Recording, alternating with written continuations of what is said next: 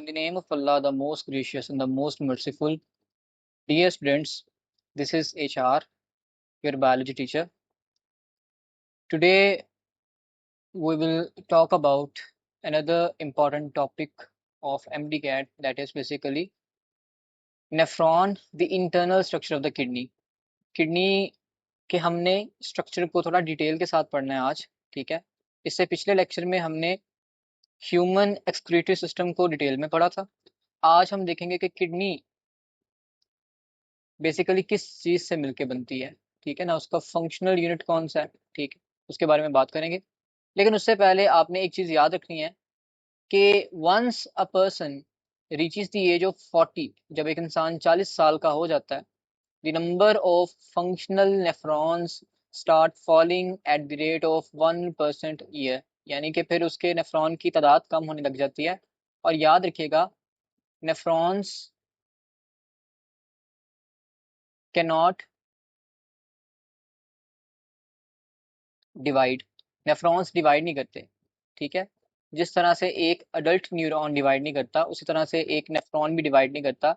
लिहाजा इनका जो नंबर है वो डिक्रीज ही होगा, वो इंक्रीज नहीं होता, ठीक है ना।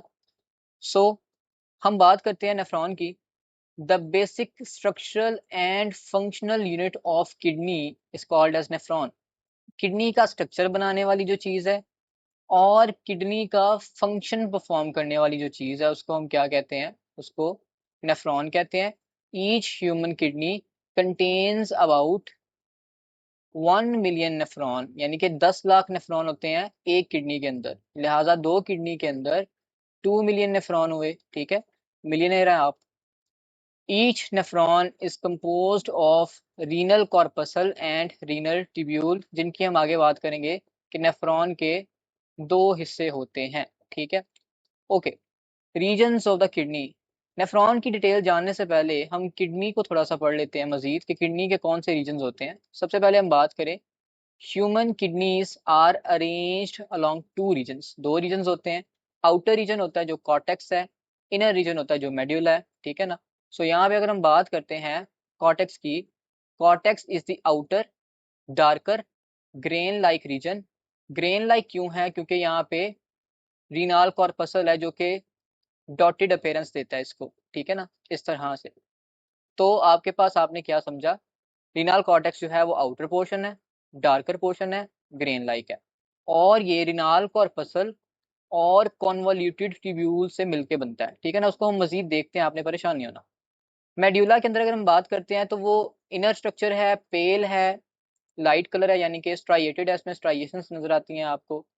और it is composed of loop of Henley and collecting duct, और इसी के अंदर रिनाल पायरामिड्स होते हैं, किसके अंदर, मेड्यूला के अंदर, ठीक है। तो यहाँ पे अगर बेसिकली हम इन डायग्राम्स को देखें तो फर्स्ट ऑफ ऑल हमें जो चीज़ नज़र आएगी वो आपको, आप देख सकते हैं कि रिनाल कॉर्टेक्स है जो कि ये बाहर का एरिया है, ये डार्क होता है वैसे। फिर रिनाल मेड्यूला है जो कि अंदर का एरिया है, जहाँ पे ये रिनाल पायरामिड है, कोन शेप स्ट्रक्चर है, ठीक है। तो ये चीज़ आपने याद कर लेनी है। और आप देख भी सकते हैं क्लियरली कि रिनाल पायरामिड के अंदर बेसिकली स्ट्राइएशंस हैं, ओके। इस पिक्चर के अंदर देखें, रिनाल कॉर्टेक्स बाहर वाला एरिया है। देन हम बात करते हैं रिनाल मेड्यूला जो कि ये अंदर वाला एरिया है जिसमें रिनाल पायरामिड्स हैं, ठीक है। देन आपको मैंने बताया था कि जो हर रिनाल पायरामिड होता है ना, ईच रिनाल पायरामिड, उसकी जो ओपनिंग होती है उसको रिनाल पेपिला कहते हैं, जो कि माइनर कैलिक्स में ओपन होती है। जो कि कहाँ ओपन होती है? माइनर कैलिक्स में। और फिर जो माइनर कैलिक्स होते हैं वो मिलके मेजर कैलिक्स बनाते हैं, और मेजर कैलिक्स जो होते हैं वो आगे फिर रिनाल पेल्विस बना देते हैं, ठीक है। ये लास्ट लेक्चर में हमने बहुत ही डिटेल के साथ डिस्कस किया था। रिनाल पेल्विस जब हाइलम से बाहर की तरफ जाती है तो इसी को हम कहते हैं ये अब यूरेटर बन गया, और ये डिसेंड डाउन करेगी, नीचे की तरफ जाएगी, ठीक है। बाहर वाला एरिया आप देख सकते हैं रिनाल कॉर्टेक्स, अंदर वाला एरिया जो है रिनाल मेड्यूला। रिनाल मेड्यूला में आपको स्पेसिफिकली रिनाल पायरामिड देखने को मिलता है, ठीक है ना। और ये आपका रिनाल पेपिला है जो कि माइनर कैलिक्स में ड्रेन करता है।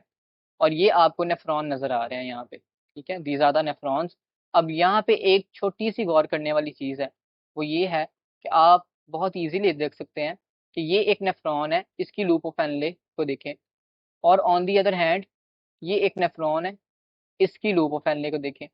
तो यही नेफ्रॉन की दो टाइप्स हम आगे डिस्कस करते हैं कि एक नेफ्रॉन जो होता है वो कॉर्टिकल होता है, यानी कि वो कॉर्टेक्स के रीजन में होता है, और एक होता है जिसको हम कहते हैं जक्स्टा मेडुलरी नेफ्रॉन, ठीक है ना। इसको हम मजीद डिस्कस करते हैं आगे जाके। तो इससे पहले कि हम कॉर्टिकल और जक्स्टा मेडुलरी नेफ्रॉन को डिस्कस करें, मैं आपको एक बेसिक स्ट्रक्चर दिखाना चाहता हूँ नेफ्रॉन का, ठीक है ना। नेफ्रॉन का एक थोड़ा सा हम ओवरव्यू ले लेते हैं। आप यहाँ पे अगर देखें तो सबसे पहले ये कलेक्टिंग डक्ट है, ठीक है, ये कलेक्टिंग डक्ट है। This area is basically what, this is cortex.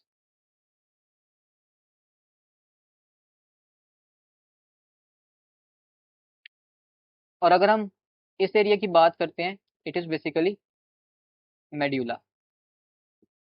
अब आप देख सकते हैं कि ये कलेक्टिंग डक्ट कॉर्टेक्स से शुरू होके मेड्यूला की तरफ जाती है, और यहाँ पे पेपिला बना देती है, एक होल क्रिएट कर देती है, जहां से माइनर कैलिक्स में सारा का सारा यूरिन ड्रेन होता है। So this is the collecting duct, ठीक है। अब इस कलेक्टिंग डक्ट के साथ नेफ्रॉन कनेक्टेड होते हैं, ठीक है ना। जैसे ये एक कनेक्शन है, ये एक कनेक्शन है, दिस इज द कनेक्शन, ये कनेक्शन, ये कनेक्शन, फिर इसी तरह से ये कनेक्शन। तो मल्टीपल नेफ्रॉन के कनेक्शन होते हैं कलेक्टिंग डक्ट के साथ, ठीक है। नेफ्रॉन खुद जो है वो किस चीज से मिलकर बना है, उसमें ये आपको बोमेन्स कैप्सूल नजर आता है, फिर आपको पीसीटी नजर आती है, प्रॉक्सिमल कॉन्वोल्यूटेड ट्यूब्यूल, फिर आपको लूप ऑफ हेनले नजर आता है, ये जो यू शेप आपको नजर आ रहा है, this is the loop of Henley. फिर आपको डीसीटी नजर आती है, जिसको हम कहते हैं कि ये डिस्टल कॉन्वोल्यूटेड ट्यूब्यूल है, और फिर कलेक्टिंग डक्ट नजर आती है। इन सब स्ट्रक्चर्स को हम बारी बारी पढ़ते हैं, ठीक है ना। सो बेसिक इमेज बनाने के बाद हम पढ़ते हैं टाइप्स ऑफ नेफ्रॉन की, कि लोकेशन की बेस पे हम नेफ्रॉन को दो टाइप्स में डिवाइड करते हैं। एक होते हैं कॉर्टिकल नेफ्रॉन्स, एक होते हैं जक्स्टा मेडुलरी नेफ्रॉन, ठीक है ना। अगर मैं यहाँ पे एक पिक्चर क्रिएट करता हूँ, ठीक है, तो ये सपोज कॉर्टेक्स है और ये मेड्यूला है। तो जो नेफ्रॉन कॉर्टेक्स में होते हैं उनको कॉर्टिकल कहते हैं, जो कॉर्टेक्स और मेड्यूला के बॉर्डर पे होते हैं बेसिकली उनको हम कहते हैं जक्स्टा मेडुलरी नेफ्रॉन। इनका कुछ हिस्सा जो है वो मेड्यूला में होगा, कुछ हिस्सा कॉर्टेक्स में होगा किसी भी नेफ्रॉन का, ठीक है। So cortical nephron are located in the cortex of kidney, while juxtamedullary nephron are located in the cortico medullary border, ठीक है ना। ये जो आपको बॉर्डर नजर आ रहा है ना, दिस वन, यहाँ पे जो नेफ्रॉन प्राइमरीली होंगे उनको हम जक्स्टा मेडुलरी नेफ्रॉन कहते हैं। कॉर्टिकल और जुक्स्टामेडुलरी नेफ्रॉन, ये एक बहुत ही इंपॉर्टेंट सवाल है, ये बहुत अहम क्वेश्चन है एफएससी के लिए भी और एमडी कैट के लिए भी। दो तरह के नेफ्रॉन होते हैं बॉडी के अंदर, किडनी के अंदर। जुक्स्टामेडुलरी नेफ्रॉन और कॉर्टिकल नेफ्रॉन में सबसे पहले लोकेशन का डिफरेंस आ गया कि वो कॉर्टेक्स में है, वो कॉर्टेक्स और मेड्यूला के बॉर्डर पे है। फिर आपके पास कॉर्टिकल नेफ्रॉन 85% है, यानी इसका नंबर ज्यादा है, तो इनके नंबर की बात आ गई। 15% आपके पास क्या है, जक्स्टा मेडुलरी नेफ्रॉन, ठीक है। So it is less in number. Next हम बात करते हैं shorter loop of Henley. Loop of Henley किसका शॉर्ट होता है, कॉर्टिकल नेफ्रॉन का जो कॉर्टेक्स में है। And longer loop of Henley किसका है, जक्स्टा मेडुलरी नेफ्रॉन। इसको हम डिस्कस करते हैं कुछ देर में। Loop of Henle extend up to the outer portion of medulla. Cortical nephron का जो लूप ऑफ हेनले है वो शॉर्ट है, ठीक है ना। सपोज अगर मैं यहाँ पे एक लूप ऑफ हेनले बनाता हूँ और यही मैं दूसरा लूप ऑफ हेनले बनाता हूँ, तो ये लूप ऑफ हेनले है ये कॉर्टिकल नेफ्रॉन का है, और ये जो लूप ऑफ हेनले है वो जक्स्टा मेडुलरी नेफ्रॉन का है, ठीक है ना। सो सपोज ये मैंने बाउंड्री क्रिएट कर दी कॉर्टेक्स की और मेड्यूला की, ठीक है ना। तो मुझे ये बताएं कि आपके पास ये मेड्यूला है, इसका जो बाहर वाला पोर्शन है ये वाला, ठीक है, क्योंकि अगर हम मजीद अंदर की तरफ जाएंगे तो ये अगर रिनाल पिरामिड शो करते हैं, ये रिनाल पेपिला है, ठीक है ना। तो बेसिकली ये डीपर पार्ट है, ये डीप है, ठीक है। तो पेरिफेरल पार्ट जो है, जो साइडों वाला हिस्सा है बेसिकली, वहां पे कॉर्टिकल नेफ्रॉन का जो लूप ऑफ फैनले है वो एक्सटेंड कर रहा है, जबकि loop of Henle of juxtamedullary nephron extend into deeper area of medulla. अब ये देखें मेड्यूला का डीपर एरिया, वहां तक कौन जा रहा है? Loop of Henle of the juxtamedullary nephron. Next हम बात करते हैं vasa recta is mainly absent and poorly developed if present. Cortical nephron के पास वाजा रेक्टा या तो नहीं होगा, और अगर होगा तो बहुत ही पुअरली डेवलप होगा। इसको भी हम पढ़ लेते हैं। And loop of Henle is surrounded by well developed vasa recta। juxtamedullary nephron के पास वाजा रेक्टा होगा बहुत ही डेवलप्ड। बेसिकली ये लूप ऑफ फैनले है ना, तो इसके गिर्द कैपिलरी का एक नेटवर्क होता है, उसको वाजा रेक्टा कहते हैं। अब खुद ही देखें लूप ऑफ फैनले किसकी लॉन्गर है? जुक्स्टामेडुलरी की, तो इसका वाजा रेक्टा जो होगा वो डेवलप्ड होगा, जबकि कॉर्टिकल नेफ्रॉन की शॉर्टर लूप ऑफ फैनले है, तो इसका जो वाजा रेक्टा है वो पुअरली डेवलप होगा या एब्सेंट होगा मोस्ट केसेस के अंदर। देन हम बात करते हैं efferent arteriole branches into peritubular capillaries. ठीक है ना, आपके पास बेसिकली क्या होता है कि जो इफरेंट आर्टीरियोल होती है ना, ये डिवाइड करती है पेरीट्यूबुलर कैपिलरीज में, और फिर वहां से बनती है वाजा रेक्टा। ठीक है, अब आप खुद ही देखें कि आपके पास कॉर्टिकल नेफ्रॉन में efferent arteriole branch into peritubular capillaries, ठीक है ना, जबकि जुक्स्टामेडुलरी नेफ्रॉन में efferent arterioles branch into peritubular capillaries and vasa recta. ठीक है ना, क्योंकि हमने पढ़ा है कि वाजा रेक्टा कॉर्टिकल नेफ्रॉन में मेनली एब्सेंट होता है, तो वहां पे सिर्फ पेरीट्यूबुलर कैपिलरीज हैं। इधर पेरीट्यूबुलर कैपिलरीज होने के साथ साथ वाजा रेक्टा भी है। फिर हम बात करते हैं कॉर्टिकल नेफ्रॉन की मजीद के ये डाइल्यूट यूरिन बनाने में हेल्प करता है। जब आपकी बॉडी में वाटर का कंटेंट ज़्यादा होता है या नॉर्मल होता है, तो तब मेनली आपके पास जो यूरिन बनाने का काम होता है वो कॉर्टिकल नेफ्रॉन का होता है। याद रखिए दोनों के दोनों नेफ्रॉन ऑल द टाइम काम कर रहे हैं, ठीक है ना, लेकिन मेजर और माइनर रोल होता है। आपके पास नॉर्मल बॉडी फ्लूइड है या बॉडी फ्लूइड ज़्यादा है, ठीक है ना, तो आपके पास कॉर्टिकल नेफ्रॉन ज़्यादा इंपॉर्टेंट रोल प्ले करेंगे। जबकि अगर आपकी बॉडी में हाइपरटोनिक यूरिन बनाना हो शॉर्टेज ऑफ वाटर के केस में, ठीक है, वाटर की अनअवेलेबिलिटी है, डिहाइड्रेशन है, तो तब कौन यूरिन बनाएगा? मेजरली आपके पास जुक्स्टामेडुलरी नेफ्रॉन यूरिन बनाएंगे। ठीक है, they have their renal corpuscle in the superficial renal cortex. इसको पढ़ लेते हैं। Juxtamedullary nephron have their renal corpuscle close to the junction of the cortex and medulla. Last point हम पढ़ते हैं, under normal conditions of water availability cortical nephrons deal with the control of blood volume. यानी कि आपके पास जब normal availability है या ज़्यादा अवेलेबिलिटी है वाटर की, तो उस टाइम पे ब्लड वॉल्यूम को हमने क्या करना होता है? कम करना होता है प्राइमरीली, क्योंकि आप जो भी पानी पीते हैं वो आपके ब्लड में जाएगा, ब्लड से फिर नेफ्रॉन में जाएगा। ठीक है, तो ब्लड वॉल्यूम को रेगुलेट करना कॉर्टिकल नेफ्रॉन का काम है। ठीक है, on the other hand these nephron are primary active when there is shortage of water in the body, जो कि जुक्स्टामेडुलरी नेफ्रॉन है। हाउएवर दोनों एक्टिव होते हैं ऑल द टाइम। सो यहाँ पे अगर हम इस पिक्चर को देखें ना, तो जरा गौर से देखिएगा, ये जो एरिया आपको दिखाया गया,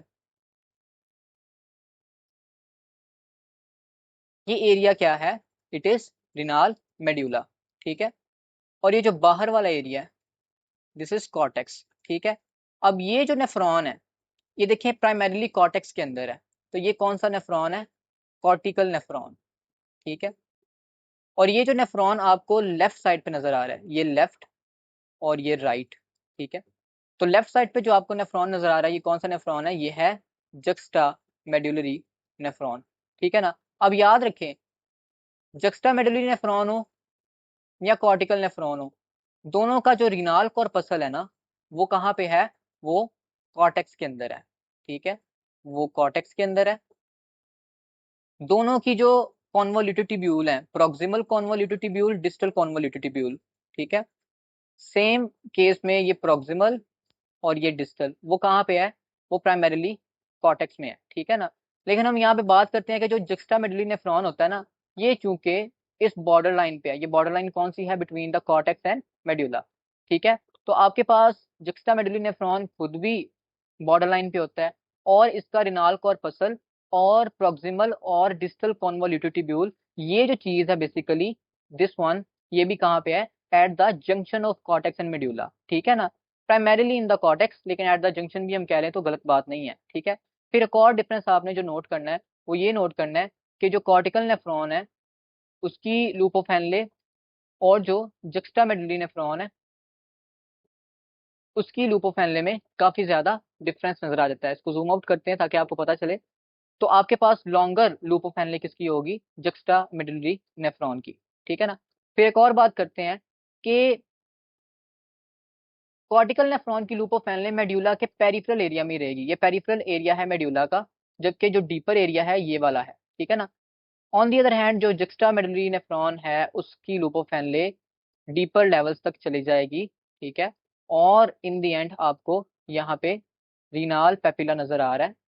ये होल होता है, इस होल के जरिए बेसिकली यूरिन जो है वो माइनर कैलिक्स में ड्रेन करता है, ठीक है। थोड़ी सी सिंपल पिक्चर, इसको इलेबोरेट करके हम मजीद देख लेते हैं। तो ये आपके पास फिर से वही बात कि ये जो नेफ्रॉन है ये आपके पास कॉर्टिकल होगा, ये नेफ्रॉन जुक्स्टामेडुलरी नेफ्रॉन होगा। दोनों को कंपेयर करें तो कॉर्टिकल नेफ्रॉन की कॉर्पसल और कॉन्वोल्यूटेड ट्यूब्यूल ये कॉर्टेक्स में है, जबकि जुक्स्टामेडुलरी नेफ्रॉन की कॉर्पसल और कॉन्वोल्यूटेड ट्यूब्यूल ये junction of the cortex and medulla पे, ठीक है ना। Primarily in the cortex. Loop of Henley दोनों की मेड्यूला तक एक्सटेंड करेगी, लेकिन shorter portion of loop of Henley of the cortex cortical nephron वो मेड्यूला के पेरिफेरल एरिया में आता है, जबकि आपके पास जो जुक्स्टामेडुलरी नेफ्रॉन है उसकी लूप ऑफ हेनले का पोर्शन बेसिकली मेड्यूला में आ रहा होता है। सही हो गया। तो यहाँ पे हमने एक लाइन पढ़ी थी जिसको मैंने कहा था कि हम इसको समझते हैं। तो आई होप कि आपको अब ये लाइन समझ में आ रही होगी कि कॉर्टिकल नेफ्रॉन का जो रीनाल कॉर्पसल है वो कहाँ पे होता है? Superficial area of the renal cortex, यानी कि बाहर वाला एरिया। जबकि जो जुक्स्टामेडुलरी नेफ्रॉन है ना, इनका रीनाल कॉर्पसल जो होता है वो at the junction of the cortex and medulla होता है, ठीक है ना। इस चीज की आपको समझ आ गई। सो नेक्स्ट हम यहाँ पे मूव करते हैं। अच्छा, एक लाइन यहाँ पे एक मजीद चीज एक्सप्लेन की गई है, वो ये, note the gradient, the greater gradient in the deep medulla. Deep medulla में जो ग्रेडियंट क्रिएट किया जाता है, ठीक है, make this type of nephron to do more work than cortical nephron, ठीक है ना। ये किसके बारे में कहा है कि जो जुक्स्टामेडुलरी नेफ्रॉन है ना उसका चूंकि ज्यादातर पोर्शन जो है वो मेड्यूला में है, ठीक है ना, यानी वो मेड्यूला के डीपर एरियाज में भी चला जाता है। लिहाजा ये क्या करता है, ये कॉर्टिकल नेफ्रॉन के मुकाबले में ज्यादा काम करता है। ये बात हाफ ट्रू है।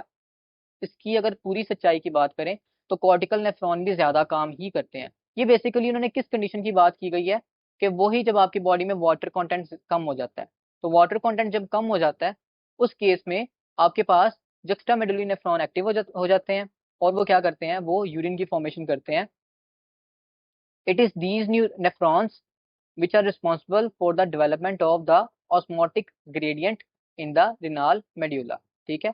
बेसिकली ये क्या करते हैं, ये ग्रेडियंट्स क्रिएट कर देते हैं जिससे क्या होता है आपके पास कंसंट्रेटेड यूरिन बनने में हेल्प होती है। और ये ग्रेडियंट कहाँ क्रिएट होता है? मेड्यूला के अंदर। इस सारी चीज को हमने यूरिन फॉर्मेशन में पढ़ना है, फंक्शनिंग ऑफ द नेफ्रॉन में पढ़ना है। ग्रेडियंट होता क्या है, ज्यादा कहाँ होता है, कम कहाँ होता है, ये सारी चीजें हमने पढ़नी है। आपने इसके बारे में परेशान नहीं होना, ठीक है ना। नेक्स्ट हम बात करते हैं basic structure of a nephron. Nephron का बुनियादी हिस्सा कौन सा होता है, बुनियादी स्ट्रक्चर कौन सा होता है? Each nephron consist of a single long tube. Nephron क्या है? एक सिंगल लॉन्ग ट्यूब है। लेकिन याद रखें ट्यूब जो है वो कुछ कुछ पोर्शन पे बलदार है, कुछ पोर्शन पे स्ट्रेट है, कहीं पे इसका टर्न है, और कहीं पे फिर से ये बलदार है, और उसके बाद ये फाइनली ड्रेन कर देती है, ठीक है। और इसके दो हिस्से होते हैं, रिनाल कॉर्पसल जिसको हम blind end of the nephron कहते हैं, जिसको हम मेलफिजियन कॉर्पसल भी कहते हैं, जिसको हम पिग्मेलियन कॉर्पसल भी कहते हैं। तो मैंने इतने सारे नाम बता दिए, जिस मर्जी नाम से इसको बुला लें, रिनाल कॉर्पसल, ठीक है। दूसरा हिस्सा होता है रिनाल ट्यूब्यूल्स, जो ट्यूब्स होती हैं बेसिकली, ठीक है। तो हम इनको एक दफा पिक्चर में देख लेते हैं।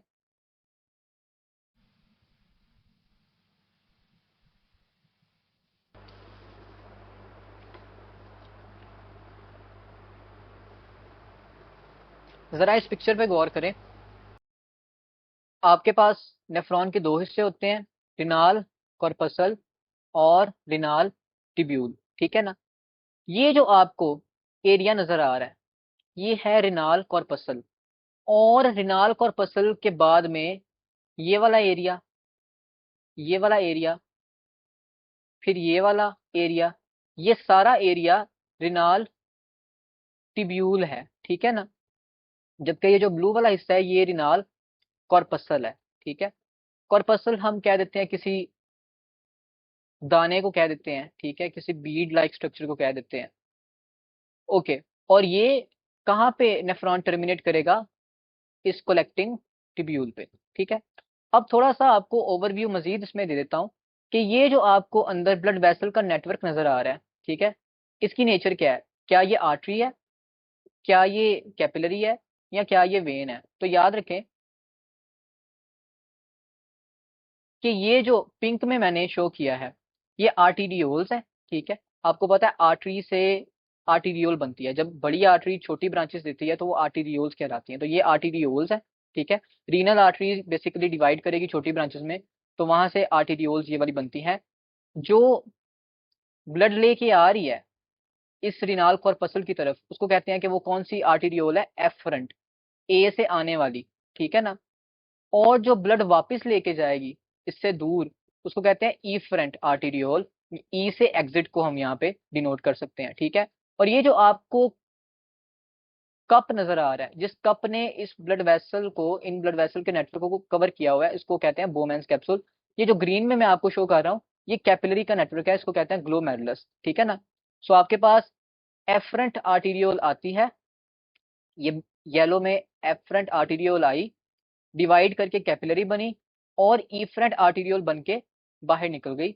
और इस पूरे स्ट्रक्चर को किसने कवर किया हुआ है? इस बोमैंस कैप्सूल ने कवर किया है। और बोमैंस कैप्सूल से आगे मजीद जाएं तो प्रॉक्सिमल कॉन्वोल्यूटेड ट्यूब्यूल आती है, फिर आता है लूपोफेनले, फिर आता है डिस्टल कॉन्वोल्यूटेड ट्यूब्यूल, ठीक है ना। अब यहाँ पे इनके मतलब को समझते हैं। प्रॉक्सिमल का क्या मतलब होता है? What is meant by proximal? Proximal and distal, तो किसी रेफरेंस पॉइंट को अगर हम देखें, उस रेफरेंस पॉइंट पे नजदीक जो चीज है वो है क्या? प्रॉक्सिमल, ठीक है। जैसे फॉर एग्जांपल ये किसी इंसान का हाथ है, ठीक है। तो अगर मैं, ये इसका शोल्डर जॉइंट यहाँ पे बनेगा, ठीक है, बॉडी के साथ, इस एरिया को अपना रेफरेंस पॉइंट मानता हूँ, और मैं दो पॉइंट्स लगाता हूँ, एक ये पॉइंट, एक ये पॉइंट। तो पॉइंट नंबर 1 और पॉइंट नंबर 2, जो पॉइंट नंबर 1 है वो नजदीक है शोल्डर जॉइंट के, जो पॉइंट नंबर 1 है वो शोल्डर जॉइंट के नजदीक है, इसको कहते हैं ये क्या है? ये प्रॉक्सिमल है, यानी ये पास है। और जो डी से डिस्टल है वो दूर है, ठीक है ना। तो जो नजदीक वाला होगा, अब यहाँ पे देखें आपके पास बोमेंस कैप्सूल के नजदीक वाला हिस्सा कौन सा है? वो है प्रॉक्सिमल, ठीक है, कॉन्वोल्यूटेड ट्यूब्यूल, पीसीटी। लिहाजा इसलिए हम इसको प्रॉक्सिमल कहते हैं। और जो दूर वाला है वो है डीसीटी, ये जो एरिया बेसिकली, ठीक है, this is distal convoluted tubule. अब इसको कॉन्वोल्यूटेड क्यों कहते हैं? कॉन्वोल्यूटेड का मतलब होता है बलदार, ठीक है, जिसमें बल पड़े हों। सही हो गया। जबकि आपके पास लूपोफेनले है, वो कदरे स्ट्रेट नजर आती है आपको। यहाँ से ये डिसेंडिंग लिम्ब है, डिसेंडिंग का मतलब होता है नीचे जाने वाला, इसका डिसेंडिंग बाजू है। देन ये यू शेप है, and then ascending limb of the loop of Henle है। तो लूप ऑफ फैनले के तीन हिस्से हो गए बेसिकली। और डिसेंडिंग लिम्ब जो है वो कैसे बनता है? प्रॉक्सिमल कॉन्वोल्यूटेड ट्यूब्यूल से बनता है, वो फिर यू शेप बनाएगा, और डिस्टल कॉन्वोल्यूटेड ट्यूब्यूल के तौर पे आगे कंटिन्यू करेगा वाया द असेंडिंग लिम्ब, यानी कि यू के बाद असेंडिंग लिम्ब, फिर डिस्टल कॉन्वोल्यूटेड ट्यूब्यूल, और फिर collecting tubule in the and. सही है। तो ये चीज आपको यहाँ पे समझ आनी चाहिए। लिहाजा पढ़ते हैं। रिनाल corpuscle made up of a network of capillaries called glomerulus and a cup-shaped pocket called Bowman's capsule.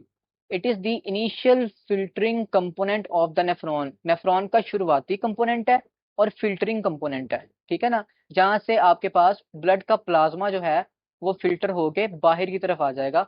कहाँ से? ग्लोमेरुलस से, ठीक है ना। इसको हम यूरिन फॉर्मेशन में मजीद डिस्कस कर लेंगे, ठीक है। रिनाल कॉर्पसल में दो चीजें आ गई, एक तो ग्लोमेरुलर कैपिलरीज आ गई और एक आपके पास बोमेंस कैप्सूल आ गया। ओके, रिनाल टिब्यूल्स दूसरा हिस्सा है। Renal tubules made up of U shape portion जिसको हम लूपोफेनले कहते हैं, जो कि प्रेजेंट है इन बिटवीन किसके दरमियान? टू हाईली कॉन्वोल्यूटेड टिब्यूल, दो बलदार हिस्सों के दरमियान, जिनमें से आपके पास जो डिस्टल वन है, जो दूर वाला है, वो किस पे खत्म होता है? कलेक्टिंग डक्ट पे खत्म होता है, कलेक्टिंग टिब्यूल पे खत्म होता है। इट इज द पार्ट, ये ऐसा हिस्सा है जो कि बिहाइंड द बोमेंस कैप्सूल, यानी बोमेंस कैप्सूल के बाद कोई भी हिस्सा आ रहा है वो रिनाल टिब्यूल के अंदर कैलकुलेट किया जाएगा, ठीक है। सो रिनाल कॉर्पसल की मजीद डिटेल यहाँ पे पढ़ लेते हैं। इसके अंदर दो हिस्से आएंगे। सबसे पहले ग्लोमेरुलस। ग्लोमेरुलस क्या है? अ नेटवर्क और टफ्ट, टफ्ट भी हम कहते हैं गुच्छे को, ठीक है, and a ball of capillaries formed by the afferent arteriole, ठीक है। ये एफरेंट आर्टीरियोल आई, ये कन्वर्ट होगी ग्लोमेरुलस के अंदर और ये इफरेंट आर्टीरियोल बाहर निकल गई। कहाँ से बाहर निकल गई? बोमेंस कैप्सूल से बाहर निकल गई। Which sit in the pocket formed by the visceral layer of the Bowman's capsule. Visceral layer और पेराइटल लेयर में क्या डिफरेंस है, इसको पढ़ लेते हैं, ठीक है। High volume and pressure, glomerulus के अंदर ब्लड का वॉल्यूम भी हाई है, ब्लड का प्रेशर भी हाई है। ये चीज क्या फैसिलिटेट करती है? Filtration in this region. जब आपके पास यहाँ पे ज्यादा अमाउंट ऑफ ब्लड आएगी, ठीक है, और वो ब्लड हाई प्रेशर वाला ब्लड होगा, ठीक है ना, तो डेफिनेटली प्रेशर के जरिए ये एक छलनी का काम करेगी, ठीक है। ग्लोमेरुलस एक छलनी का काम करेगी और यहाँ से क्या होगा? फिल्ट्रेशन हो जाएगी, ठीक है। Glomerular capillaries have pores of about 70 nanometre in diameter, तो ये आपका एमसीक्यू बन गया, ठीक है। Which prevents the large molecules and blood cells to pass through the glomerular capillaries, ठीक है।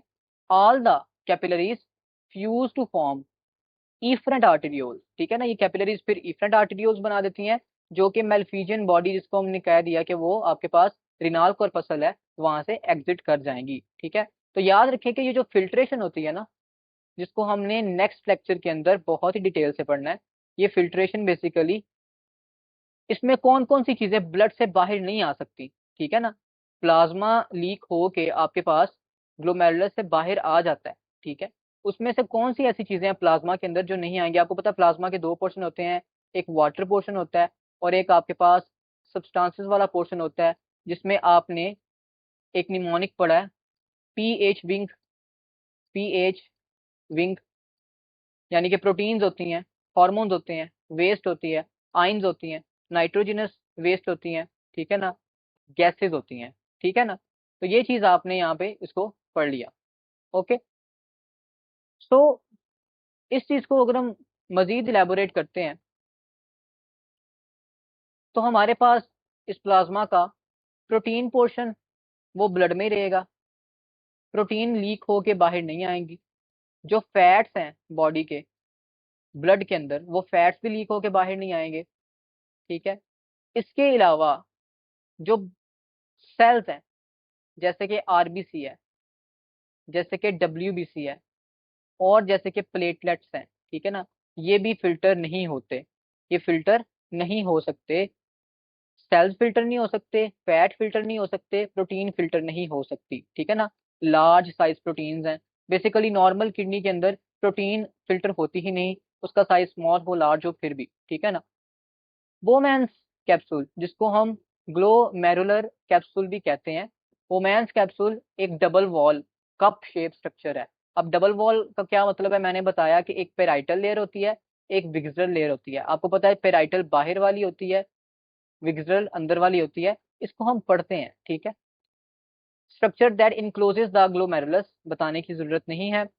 The cells of Bowman's capsule in the kidneys that wrap around the capillaries of the glomerulus are called podocytes.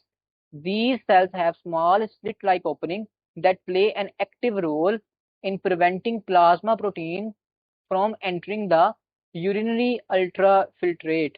ठीक है ना, क्या बात कर दी इन्होंने यहाँ पे। अब गौर से देखिएगा,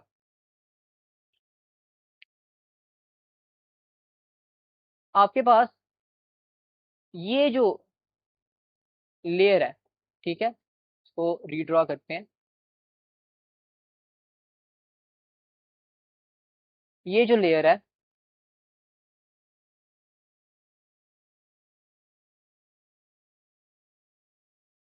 बोमेंस कैप्सूल की, ठीक है, इस लेयर को किन सेल्स ने बनाया हुआ है?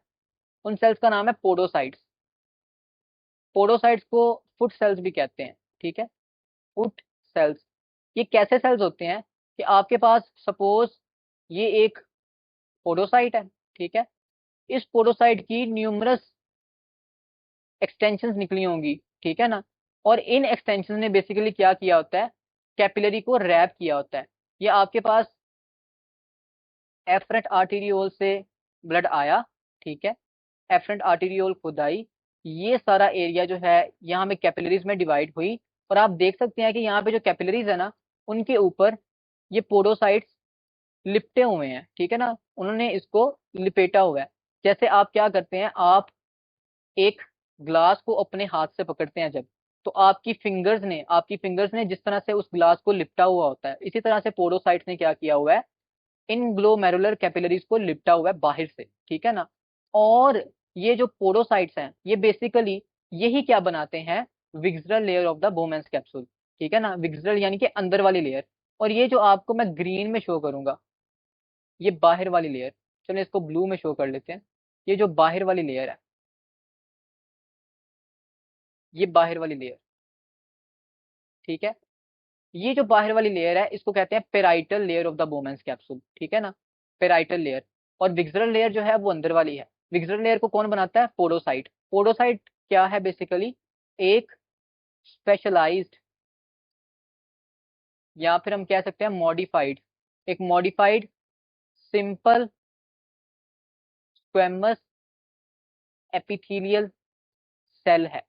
एक modified simple squamous epithelial cell है, इसके हवाले से भी हम बात कर लेते हैं। जबकि जो विग्जरल लेयर है ना, विग्जरल लेयर में भी कौन से सेल्स हैं, सिंपल स्क्वेमस एपिथेलियम, लेकिन वो नॉर्मल है, वो मॉडिफाइड नहीं है। पोडोसाइट जो है वो मॉडिफाइड है, ठीक है ना। और आपको जो ये जो खाली स्पेस नजर आ रही है बेसिकली इन दोनों लेयर्स के दरमियान, ये वाली जिसको मैं व्हाइट कलर से मार्क कर रहा हूँ, इसको कहते हैं कैप्सुलर स्पेस। जो आपके पास फिल्ट्रेशन होने के बाद फिल्ट्रेट आता है ना, वो यहाँ पे इस कैप्सुलर स्पेस में ही जमा होता है, और फिर वो पीसीटी की तरफ मूव करने लग जाता है, ठीक है ना। तो ये चीज आपने यहाँ पे याद रखनी है। इसको मजीद एलेबोरेट करके हम देख सकते हैं। आपके पास ये एक कैपिलरी है, ग्लोमेरुलर कैपिलरी है। इस कैपिलरी के अंदर आप देख सकते हैं पोर्स हैं, होल्स हैं, सुराख हैं। ये सुराख, इनको हम क्या कहते हैं, फेनेस्ट्रेशंस। याद रखें, आपकी बॉडी में ना तीन तरह की कैपिलरीज होती हैं। एक होती है कंटिन्यूअस कैपिलरी, एक होती है फेनेस्ट्रेटेड कैपिलरी, एक होती है साइनोसॉइडल कैपिलरी। साइनोसॉइडल कैपिलरी कभी पहले नाम सुना है आपने, लिवर के हवाले से सुना होगा, ठीक है ना। याद रखें, कोई भी कैपिलरी है ना, उसको एक चीज यहाँ पे ड्रॉ कर लेते हैं। ये सपोज एक कैपिलरी है, इस कैपिलरी के बाहर ना एक कवरिंग होती है, जिसने इस कैपिलरी को कवर किया होता है, ठीक है ना। कैपिलरी के बाहर भी एक कवरिंग होती है, उसको कहते हैं बेसमेंट मेम्ब्रेन। बेसमेंट मेम्ब्रेन, अगर कैपिलरी और बेसमेंट मेम्ब्रेन दोनों फिल्ड अप हों, यानी कि दोनों प्रॉपरली कंटिन्यूअस हों, दोनों में कोई भी सुराख ना हो, तो उसको कहते हैं वो कंटिन्यूअस कैपिलरी है। अगर आपके पास कोई बेसमेंट मेम्ब्रेन जो है, ठीक है ना, बेसमेंट मेम्ब्रेन में कोई भी सुराख ना हो, लेकिन कैपिलरी जो है उसके अंदर सुराख आ जाए, ठीक है ना, उसको हम कहते हैं वो क्या है, वो फेनेस्ट्रेटेड कैपिलरी है। फेनेस्ट्रेशन का मतलब होता है विंडो, विंडो सुराख को कहते हैं ना, ठीक है ना।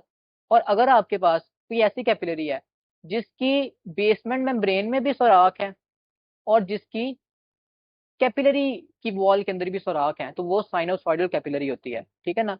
इसको मजीद नेक्स्ट लेक्चर में हम देख लेंगे कि कैपिलरीज की क्या टाइप्स होती हैं, ठीक है, पिक्चर के हवाले से। तो ये आपको नजर आ रहा है कि ये एक कैपिलरी है, उस कैपिलरी के अंदर फेनेस्ट्रेशंस हैं और उसके बाहर ये बेसमेंट मेम्ब्रेन है। ये कैपिलरी को बेसमेंट मेम्ब्रेन ने कवर किया हुआ है, कैपिलरी के सेल्स को, ठीक है, रैप किया हुआ है। और उसके ऊपर मजीद कौन आ गया है, ये एक पोडोसाइट आ गया, फुट सेल आ गया। और ये जो इसकी प्रोसेसेस हैं, ठीक है ना, इन प्रोसेसेस को कहते हैं फुट प्रोसेसेस, ठीक है, फुट प्रोसेसेस, या फिर इनको पेडिसल्स भी कहते हैं, इनको पेडिसल्स भी कहते हैं। ये पोडोसाइट का न्यूक्लियस आ गया, ठीक है।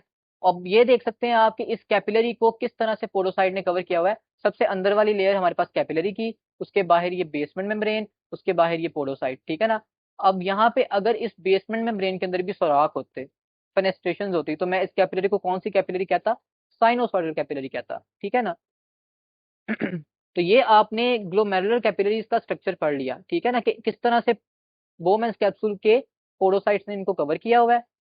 जो भी फ्लूइड लीक करके आता है वो इन मेम्ब्रेन्स को क्रॉस करके आता है, ठीक है ना। अब इसका क्या मतलब है, चले यहाँ पे इसको कर लेते हैं। याद रखें कि आपके पास ये एक कैपिलरी है, इस कैपिलरी के अंदर ये ब्लड है, ठीक है ना। फिर उसके ऊपर बेसमेंट मेम्ब्रेन है, और फिर क्या किया हुआ है, उसको कवर किया हुआ है पोडोसाइट ने। तो सबसे पहले ब्लड वाली चीज जो है वो कैपिलरी से बाहर आएगी, फिर कैपिलरी से बाहर आने के बाद वो इस बेसमेंट मेम्ब्रेन को क्रॉस करेगी, और उसके बाद वो पोडोसाइट की लेयर को क्रॉस करेगी, कोई भी चीज जो कि ब्लड से बाहर आती है, ठीक है ना। सो ये आपके पास इस पिक्चर के अंदर, मजीद इसको एक दफा देख लें। मैं ये चीजें क्यों बार बार करवा रहा हूँ, मैं ये क्यों एक्सप्लेन कर रहा हूँ, ताकि आपका जो कॉन्सेप्ट है वो बिल्कुल बन जाए, ठीक है ना। ये टॉपिक न्यू है, मुश्किल लगता है। सबसे पहले वो चीज इस फेनेस्ट्रेशन के जरिए ब्लड कैपिलरी से बाहर आएगी, फिर यहाँ पे वो आ जाएगी इन दोनों के दरमियान, यहाँ से वो पार करके बेसमेंट मेम्ब्रेन से भी बाहर आ जाएगी। और आपके पास ये जो गैप है ना, बेसिकली ये वाला गैप, ये गैप, ये वाला गैप, वो चीज फिर इस गैप से बाहर की तरफ आ जाएगी बोमेंस कैप्सूल की स्पेस के अंदर, जिसको कैप्सुलर स्पेस कहा है। और ये जो गैप है बेसिकली दो पेडिसल्स के दरमियान, ये पेडिसल्स ने आपस में एक दूसरे को इंटरलॉक किया हुआ है। तो ये इंटरलॉकिंग के दरमियान ये जो छोटा छोटा गैप है, इस गैप के जरिए आपके पास चीज बाहर आती है। इस गैप को कहते हैं स्लिट पोर, स्लिट पोर, ठीक है ना।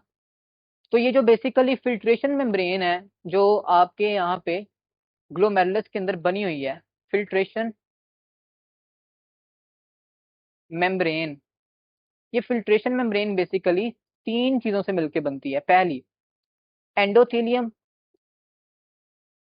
यानी कि कैपिलरी की वॉल, कैपिलरी वॉल। दूसरी चीज जो इसमें आती है वो आती है बेसमेंट मेम्ब्रेन। और तीसरी चीज जो इसमें आती है वो क्या आती है, पोडोसाइट लेयर, ठीक है, जिसके अंदर क्या है, स्लिट पोर्स हैं,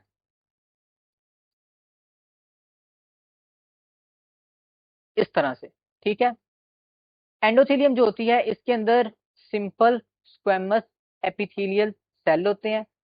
बेसमेंट मेम्ब्रेन के अंदर आपके पास पॉलीसैकेराइड और प्रोटीन मटेरियल होता है, ठीक है ना। बेसिकली इसके अंदर पॉलीसैकेराइड्स होते हैं, जैसे कि ग्लाइकोज अमाइनो ग्लाइकन, ये एक टाइप है, किस चीज की टाइप है, पॉलीसैकेराइड की एक टाइप है, ठीक है ना। उसकी एग्जांपल है, आपने पॉलीसैकेराइड में होमोपॉलीसैकेराइड पढ़े हैं और हेट्रोपॉलीसैकेराइड पढ़े हैं। होमोपॉलीसैकेराइड आपने उसमें क्या पढ़ा है, सेलुलोज, स्टार्च, ग्लाइकोजन, ठीक है ना। हेट्रोपॉलीसैकेराइड में आपने पढ़ा होगा बेसिकली ग्लाइकोज अमाइनो ग्लाइकन्स को, ठीक है, एगर को। तो लिहाजा ये जो ग्लाइकोज अमाइनो ग्लाइकन्स है ना, ये बनाते हैं बेसमेंट मेम्ब्रेन को, और साथ में प्रोटीन्स भी होती हैं बेसिकली, ठीक है। जैसे कि कोलेजन प्रोटीन, वो बेसमेंट मेम्ब्रेन का हिस्सा होती है। जैसे कि आपके पास लेमिन प्रोटीन होती है, ठीक है। तो ये बेसिकली जो प्रोटीन होती है ना, laminin,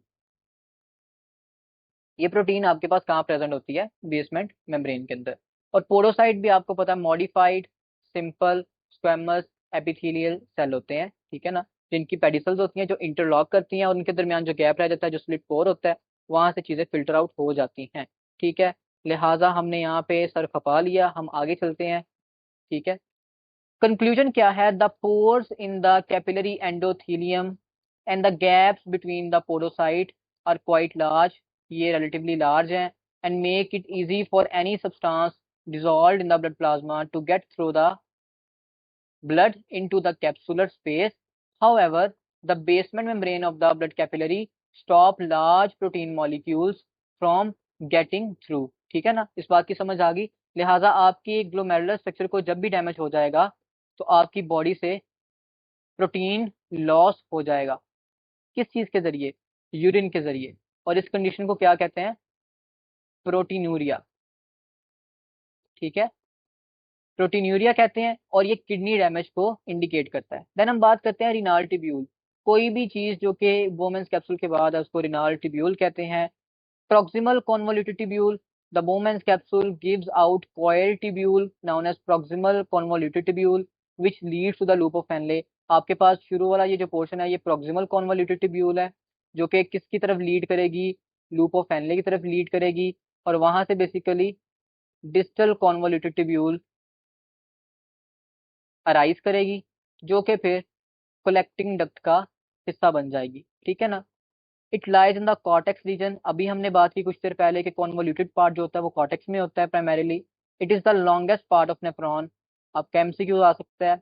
a network of capillaries is also attached with the proximal convoluted tubule. PCT के साथ भी कैपिलरी का एक नेटवर्क अटैच होता है, उसको कहते हैं पेरी ट्यूब्यूलर कैपिलरीज, उसको हम पढ़ लेते हैं, ठीक है ना।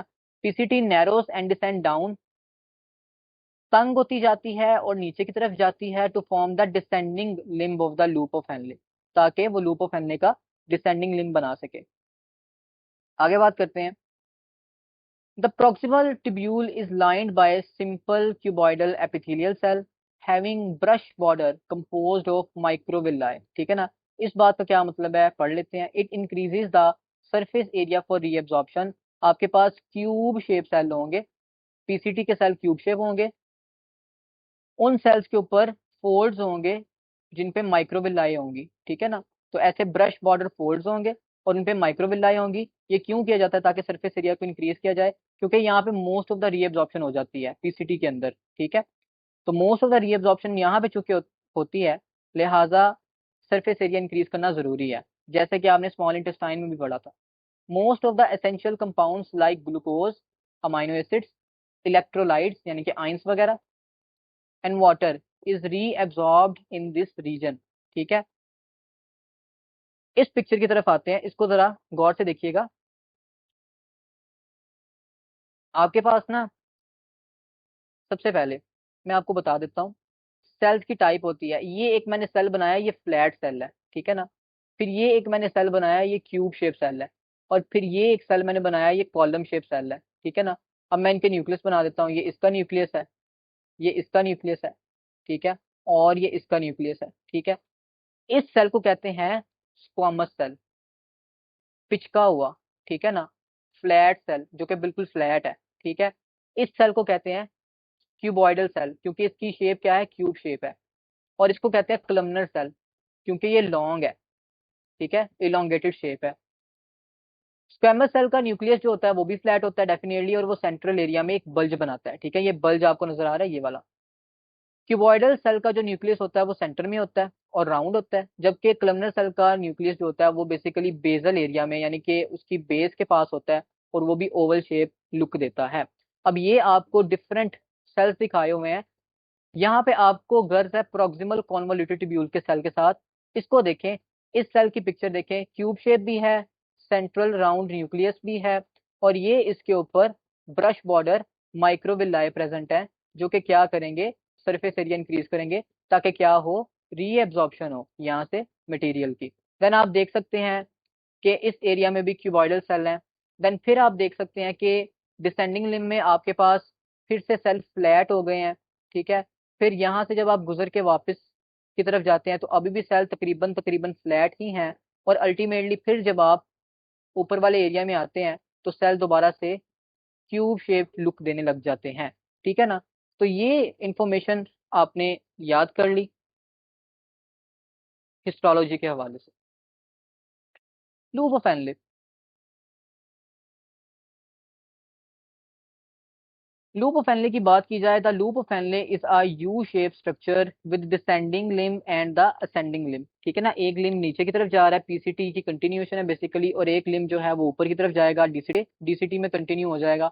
It lie between the proximal and the distal convoluted tubule. बच्चों वाली बात, loop of Henle is more prominent in the juxtamedullary nephron where it descends down to form to the tips of pyramid in the medulla। अभी ऊपर हम इसको पढ़ के आए हैं, ठीक है ना, कि जिसका मेडुलरी नेफ्रॉन के अंदर लूप ऑफ एनले ज्यादा लेंथ होता है, ज्यादा लॉन्ग होता है, ज्यादा प्रोमिनेंट होता है, ठीक है ना, और ये मेड्यूला के डीपर पोर्शन तक पेनिट्रेट कर जाता है।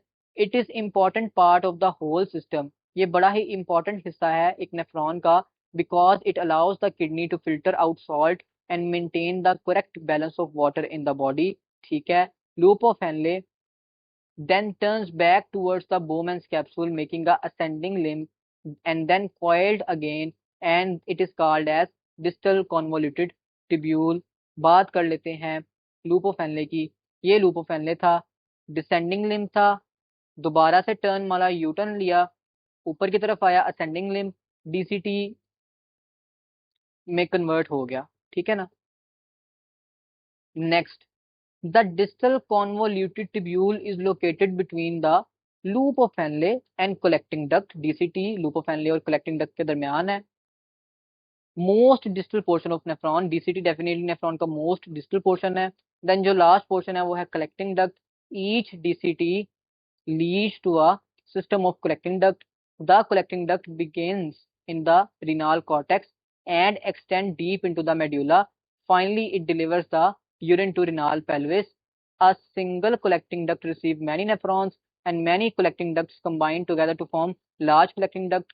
और वो large collecting duct basically, ये अगर मैंने एक रिनाल पिरामिड बनाया है तो ये कलेक्टिंग डक्ट कॉर्टेक्स से शुरू हुई, मेड्यूला के लास्ट पोर्शन तक गई, यहां से इसने रिनाल पेल्विस की तरफ कंटिन्यू हो जाना है।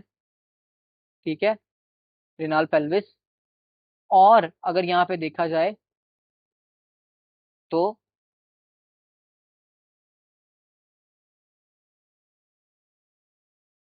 ये बहुत से नेफ्रॉन से कनेक्शन लेती है। ठीक है ना, एक नेफ्रॉन से कनेक्शन लिया, दूसरे नेफ्रॉन से कनेक्शन लिया, जो कि अपना यूरिन बेसिकली इस डक्ट के अंदर ड्रेन करते हैं। ठीक है, आज के टॉपिक का जो लास्ट पोर्शन है वो क्या है, that is blood supply to the nephron. कि नेफ्रॉन की ब्लड सप्लाई क्या है। ठीक है ना, सबसे पहले blood enters the kidney by renal artery which branches into smaller arteries before entering the glomerulus as an afferent arteriole. Renal artery आएगी, छोटी ब्रांचेस में डिवाइड होगी, फिर अल्टीमेटली एफरेंट आर्टेरियोल में कन्वर्ट हो जाएगी। Filtered blood leaves the glomerulus as the efferent arteriole, जो blood filter हो जाएगा। फिल्ट्रेट तो आ गया आपके पास कैप्सुलर स्पेस में, बाकी जो ब्लड है वो कहाँ चला जाएगा, इफरेंट आर्टेरियोल में। It flows to form a network of peritubular capillaries, जो ब्लड है वो फिर पेरीट्यूबुलर कैपिलरीज में चला जाएगा around the distal and proximal convoluted tubule in the cortex region। ठीक है, peritubular capillaries provide nutrients and oxygen to the renal cortex. Definitely आपके पास जो कॉन्वोल्यूटेड पोर्शन होता है वो कॉर्टेक्स में है, तो अगर वो कॉर्टेक्स में है तो उसके अराउंड जो आपके पास पेरीट्यूबुलर कैपिलरीज है वो फिर कॉर्टेक्स को ब्लड सप्लाई करेगी बेसिकली। ठीक है ना, the capillary of vasa recta run anti parallel to the loop of Henle and the collecting duct in the medulla. There are two networks of capillaries, one is the peritubular capillary, other is the vasa recta। Peritubular capillaries जो है वो convoluted tubule के around है, जबकि जो वाजा रेक्टा है वो लूप ऑफ एनले के अराउंड है। ठीक है ना, इसको हम पढ़ते हैं, परेशान नहीं होना। देन हम बात करते हैं the diameter of the efferent arteriole is larger than the efferent arteriole. Due to this difference of the diameter there is high pressure in the glomerulus than the other capillaries elsewhere. ठीक है ना, तो सबसे ज्यादा pressure कहाँ पे है, glomerulus के अंदर है। After passing through the vasa recta, blood flows through the peritubular capillary system and enters into renal vein to join the venous circulation and leave the kidney। The blood flow in the kidney is less high than the blood flow in the liver but more than the brain. आपके पास सबसे ज्यादा जो blood flow है वो liver के पास है, then आपके पास किडनी के पास है, देन आपके पास ब्रेन के पास है, अगर हम इन तीन ऑर्गन्स को कंपेयर करें। ठीक है ना। इस पिक्चर को जरा देखिए। अभी मैंने आपको कहा था कि आपने परेशान नहीं होना, हम ब्लड सप्लाई को थोड़ा डिटेल में पढ़ेंगे। ठीक है। थोड़ा सा यहाँ पे आपको ये चीज मुश्किल लग सकती है, ठीक है, लेकिन आपने इस चीज को समझना है। ठीक है। सबसे पहले आपके पास रिनाल आर्टरी आई, ये रिनाल आर्टरी, ये आई और ये सेगमेंटल आर्टरी के अंदर डिवाइड होगी। इसने कौन सी ब्रांचेस दी? Segmental arteries. ठीक है। ये आपके सिलेबस में से नहीं है, ये एक्स्ट्रा नॉलेज है। ठीक है, याद करना है तो कर लें, नहीं करना तो हर्ज नहीं है। क्या, लेकिन चूंकि एमडी कैट के लेवल पे ये चीज पूछी नहीं जाती, ठीक है, तो इसको आप वैसे चाहे याद रख लें। इसको मैं निमोनिक आपको बता देता हूँ, ठीक है ना, उसको याद करने का, तो वो आप इजिली उसको कर सकते हैं। देन आपके पास ये जो सेगमेंटल आर्टरी है ना, सपोज ये सुपीरियर सेगमेंटल आर्टरी है, ठीक है, यहाँ से ये इंफीरियर सेगमेंटल आर्टरी है, ये आगे कन्वर्ट हो जाती हैं इंटरलोबर आर्टरीज के अंदर। ठीक है ना, जिन्होंने पायरामिड्स को कवर किया हुआ है। ये जो लोबर आर्टरी है जो आगे जाती है इस एरिया में, ठीक है, यहाँ पे ये एरिया जो देखें, दिस वन, ठीक है, इस एरिया में, यहाँ पे ये जो एरिया है, यहाँ पे ये जो आर्टरीज हैं ये आर्क्यूएट है, क्योंकि ये क्या बना रही हैं, ये इस तरह से एक आर्क बना रही हैं, ठीक है ना, कमान की शक्ल की हैं। फिर वहां से छोटी छोटी ये ब्रांचेस निकल रही हैं, ये वाली, इनको हम कहते हैं कॉर्टिकल कॉर्टिकल रेडिएट आर्टरीज। ठीक है ना। इस पिक्चर को अब देखें, चीजें थोड़ी सी आसान हो जाएंगी। सबसे पहले अयोटा, अयोटा से renal artery, segmental artery, interlobar artery, arcuate artery, cortical radiate artery. फिर cortical radiate artery basically afferent arteriole में कन्वर्ट होगी, ग्लोमेरुलस बनेगी, इफरेंट आर्टरियोल, देन आपके पास वाजा रेक्टा और पेरिट्यूब्यूलर कैपिलरीज बनेगी, कॉर्टिकल रेडिएट वेन बनेगी, आर्क्यूएट वेन बनेगी, इंटरलोबर वेन बनेगी, रिनाल वेन बनेगी और इंफीरियर वेना केवा के जरिए ब्लड वापस चला जाएगा। निमोनिक क्या है, आपने आर से शुरू करना है, ठीक है ना। आर के बाद इंग्लिश में क्या आता है? S, R S. एस के बाद आपने एक निमोनिक करना है, I am Captain America, I am Captain America, अस्तगफिरुल्लाह। तो ये रिनाल आर्टरी है, सेगमेंटल आर्टरी है, इंटरलोबर आर्टरी है, आर्क्यूएट आर्टरी है, कॉर्टिकल रेडिएट आर्टरी है, एफरेंट आर्टीरियोल है। ठीक है। उसके बाद ग्लोमेरुलस है जो कि कैपिलरी है, फिर इफरेंट आर्टीरियोल है, फिर आपके पास रिवर्स उसी तरह से, ठीक है, वेन्स बन जाती हैं। इस पिक्चर को जरा देखिए, यहाँ पे मैंने इस पिक्चर को क्यों ऐड किया है, आपको कुछ समझाना है मैंने, कि आपके पास ये देखें, ये एफरेंट आर्टीरियोल, ये एफरेंट आर्टीरियोल आई, इसने कैपिलरी में कन्वर्ट होना था और ये हो गई, और ये फिर आर्टीरियोल में कन्वर्ट होगी। तो ये एक आपके नेफ्रॉन की स्पेशल थिंग है। आपकी बॉडी में ना मेनली आपकी बॉडी के अंदर कोई आर्टरी आती है, कैपिलरी में कन्वर्ट होती है, वहां से वेन बन जाती है।